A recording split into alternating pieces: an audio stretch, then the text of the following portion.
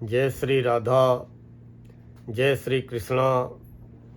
आप सभी प्रिय दर्शकों का हमारे चैनल आई एम एस्ट्रो गुरु जी में बहुत बहुत स्वागत है। प्रिय दर्शकों, आज चर्चा करेंगे कन्या राशि के बारे में। कन्या राशि विर्गो, कन्या राशि वालों, चर्चा करेंगे राहु की, क्योंकि राहु आपकी राशि से छठे घर में विराजमान है और गोचर में राहु जब किसी भी राशि से तीसरे, छठे, 10वें या 11वें घर में होते हैं तो अपने बहुत शुभ व अनुकूल अच्छे परिणाम देने का कार्य करते हैं। राहु आपकी राशि से छठे हैं और ताकतवर स्थिति में है, मित्र राशि में है और अब राहु एक्टिव हो चुके हैं। एक्टिव शब्द क्यों बोल रहे हैं कि राहु सक्रिय हो चुके हैं, क्योंकि राहु छाया ग्रह है, अदृश्य रूप से प्रभावित करने का कार्य करते हैं, मन पे सीधा अटैक करते हैं और इसीलिए राहु को हवाई यात्रा, विदेश यात्रा या विदेशी संबंध, संचार तंत्र, सूचना प्रौद्योगिकी, सोशल मीडिया का कारक माना गया है। या दूसरे शब्दों में कहें कि कलयुग का राजा माना गया है। ये दृश्य दिखाई तो नहीं देते हैं, लेकिन अपनी ताकत महसूस करवा देते हैं। अप्रत्याशित रूप से सफलता व असफलता देने का भी कार्य करते हैं। अब आपकी राशि से छठे घर में है, एक्टिव हो चुके हैं, क्योंकि हर ग्रह 0 से शुरुआत करके 30 डिग्री तक चलता है, लेकिन ये ग्रह राहु केतु हमेशा वक्री रहते हैं, उल्टी चाल चलते हैं। उल्टी चाल का मतलब कि मीन में थे अब कुंभ में हैं, आगे मकर में होंगे, फिर कभी धनु में होंगे। उसी तरह इनकी डिग्री भी 30 से चालू होती है और राशि बदलते बदलते 0 डिग्री तक आ जाते हैं। 25 डिग्री के नीचे आने पर इनकी सक्रियता चालू हो जाती है, एक्टिव हो जाते हैं और इस समय तो 23 डिग्री पे हैं। अब राहु छठे घर में है, कुंभ राशि में है, शनि की राशि में है। शनि की मित्र राशि है राहु की। मित्र राशि में होने के कारण ताकतवर हैं, एक्टिव भी हो चुके हैं और आगे अभी 23 नवंबर को स्वयं के नक्षत्र शतभिखा में प्रवेश करेंगे और ये ताकतवर हो जाएंगे और प्रभावशाली हो जाएंगे। कोई भी ग्रह जब स्वयं के नक्षत्र में प्रवेश करता है तो स्वयं के नक्षत्र में होना, मित्र राशि में होना, 23 डिग्री के आसपास होना, तो राहु की सक्रियता तो बढ़ रही है। और ये छठे राहु, छठा घर होता किस बात का है? रोग का। किसी भी प्रकार का शारीरिक रोग हो, कोई शारीरिक कष्ट हो, कोई पीड़ा हो, कर्जे का होता है, ऋण का, कर्जा लेना, कर्जा ना उतर पाना, कर्जा लेने की स्थितियां आ जाना। भगवान न करे कभी किसी को कर्जा लेना पड़े, लेकिन अब आजकल तो बड़े बड़े व्यापार बिना कर्जे के तो संभव ही नहीं है। तभी तो कहा गया है राहु को कलयुग का राजा। और छठा घर होता है शत्रुता का। कोई हमारा पारिवारिक शत्रु भी हो सकता है, कोई प्रॉपर्टी से रिलेटेड भी शत्रु हो सकता है, कोई हमारा प्रतिस्पर्धी है, वो भी जो है ईर्ष्या की भावना रखता है। जो हमारा कंपटीटर है, हमारा प्रतिद्वंदी है, वो भी हमारे प्रति शत्रुता का भाव रखता है। छठा घर होता है नौकरी का।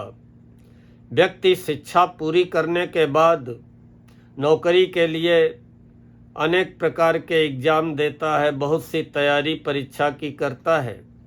तो प्रतियोगी परीक्षा, नौकरी का भी भाव छठा होता है और प्रतियोगिताओं में अनुकूल परिणाम देने का भी छठा घर कार्य करता है। कभी कभी व्यक्ति सरकारी नौकरी के लिए एक नहीं 2500 एग्ज़ाम देता है, कहीं 1 नंबर से रुक जाता है, कहीं 2 नंबर से रुक जाता है, सफल नहीं हो पाता है। फिर प्राइवेट सेक्टर में जॉब करना पड़ता है। उसके अलावा चोट चपेट का भी यही छठा घर होता है, असफलता का भी यही छठा घर होता है, मानसिक चिंता का भी छठा घर होता है, दुर्घटना कराने का भी छठा घर ही कारक होता है, जीवन में अवरोध रुकावटें लाने में भी छठे घर की भूमिका होती है, जीवन में साजिश और षड्यंत्र इसमें भी छठे घर की भूमिका होती है, मानसिक पीड़ा भी छठा घर ही देने का कार्य करता है, शरीर में घाव वगैरह चोट चपेट में हो जाए ये भी छठा घर ही कारक होता है, चाहत का भाव मन में पैदा हो किसी के भी प्रति इसमें भी छठे घर की भूमिका होती है, मानसिक अस्थिरता मन स्थिर नहीं रहता है इसमें भी छठे घर की भूमिका होती है, मानवता के जो नैसर्गिक शत्रु हैं, हमारे विकास में जो बाधा बनते हैं वो शत्रु कौन से हैं? काम, क्रोध, मोह, अंधकार, ईर्ष्या या निवेश करने पे हानि हो जाना। कभी कभी हम कहीं व्यापार में बहुत लाभ के बड़े बड़े सपने मन में सजो करके कर्जा ले करके निवेश करते हैं, लेकिन उसमें नुकसान हो जाता है। जैसा सोच करके निवेश करते हैं वैसा नहीं हो पाता है। ऐसी स्थितियां छठा घर बनाता है। अब छठे घर में राहु अच्छे परिणाम देते हैं तो निश्चित ही ये जितनी बातें हमने बताई हैं इन सारी चीज़ों के बड़े अनुकूल परिणाम राहु आपको प्रदान करेंगे। न केवल आपके शारीरिक पीड़ा को, रोगों को समाप्त करेंगे, पहले तो भय दिखाएंगे आपको, मन के अंदर डर पैदा करेंगे, लेकिन शारीरिक रोगों से मुक्त करेंगे, प्रतिद्वंदियों, विरोधियों पे, प्रतिस्पर्धियों पे, शत्रुओं पे आपको विजय दिलाएंगे। लाख चाहते हुए भी कोई आपका अहित नहीं कर पाएगा। अगर आप ऋणी हो चुके हैं तो अचानक ऐसी स्थितियां राहु बनाएंगे कि एक झटके में आप कर्जे से मुक्त हो जाएंगे। जो हमारे कन्या राशि के युवा प्रतियोगी परीक्षाओं की तैयारी कर रहे हैं उन्हें चमत्कारिक रूप से राहु प्रतियोगी परीक्षाओं में सफलता दिलाने का कार्य कर सकते हैं। जो भी आपकी मानसिक पीड़ा होगी समाप्त करेंगे। हवाई यात्रा, विदेश यात्रा के भी अवसर प्रदान करेंगे। लेकिन ये स्थिति आपकी राशि के लिए तभी होगी। कभी कभी आप लोगों के कमेंट देख लेता हूँ तो 1-2 कमेंट ऐसे भी आते हैं कि गुरुजी आपने तो बहुत अच्छा बताया था, लेकिन वो अच्छा दिखाई नहीं पड़ा। कभी कभी ये होता है कि हम तो बता रहे हैं कि कोई ग्रह आपकी राशि के लिए बहुत अनुकूल स्थिति में है, बड़े अच्छे परिणाम देगा, लेकिन वो आपकी कुंडली में भी अनुकूल स्थिति में होना चाहिए। हमारे इस समय हजारों दर्शक ये वीडियो देख रहे हैं, लेकिन सबकी कुंडलियों को देख करके, सबकी कुंडली का अवलोकन करके ये हमारा प्रेडिक्शन नहीं है। यह आपकी चंद्र राशि पे आधारित है और ग्रहों के गोचर पे आधारित है। गोचर में छठे राहु अच्छे परिणाम देते हैं और आपको मिलेंगे, बशर्ते आपकी कुंडली में राहु की स्थिति अच्छी होनी चाहिए। कुंडली में अगर कोई ग्रह चौथे, 8वें, 12वें घर में होता है तो अच्छे परिणाम नहीं देता है, या कोई ग्रह अपनी नीच राशि में होता है, शत्रु राशि में होता है, पीड़ित अवस्था में होता है तो भी अच्छे परिणाम नहीं देता है। गोचर में अच्छे आए हुए ग्रह के अच्छे परिणामों के लिए आपकी कुंडली में भी वो ग्रह अच्छी स्थिति में होना चाहिए। निश्चित ही आपको फिर बताई गए अच्छी अच्छी बातें वास्तव में जीवन में अच्छी अच्छी ही दिखाई पड़ेंगी। अगर राहु फॉर एग्जाम्पल आपकी कुंडली में अच्छी स्थिति में ना हुए तो फिर यही राहु छठे घर में बैठ करके दीर्घकालीन रोगों की उत्पत्ति करते हैं। ऐसे रोग पैदा होते हैं जो जल्दी ठीक नहीं होते हैं, लंबे समय तक खींचते हैं या मामा लोगों को बीमार करते हैं। मान हानि का, मान सम्मान बचाने का अंदर ही अंदर भय बनाते हैं। बार बार मन में ये बातें आती हैं कि मेरा मान सम्मान बचेगा कि नहीं बचेगा, कैसे बचेगा। आकस्मिक रूप से धन की हानि भी कराते हैं, चोट चपेट भी देते हैं, आय में कमी भी महसूस होती है, नेत्रों में कष्ट देते हैं, व्यसन ग्रस्त बना देते हैं। व्यक्ति किसी न किसी नशे का या लत का शिकार हो जाता है।